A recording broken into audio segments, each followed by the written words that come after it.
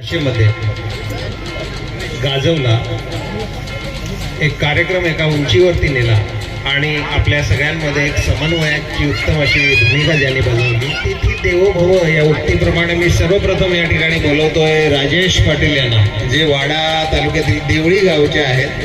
खरं तर राजेश हा एक यूट्यूबर आहे, ते शिक्षक आहेत, आदर्श शिक्षक आहेत आणि शिक्षक संघटनेचे महाराष्ट्र राज्याचे ते उपाध्यक्ष आहेत.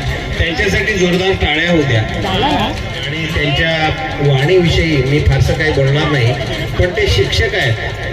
तुम्हाला सांगताव का एसटीचा ड्रायव्हर ना मास्तर घंटा वाजल्याशिवाय थांबा नाही, उत्कृष्ट असं निवेदन केलं आणि त्यांचा आज या ठिकाणी सन्मान केला जातोय प्रकाश पाटील निवृत्त पोलीस इन्स्पेक्टर यांच्याकडून.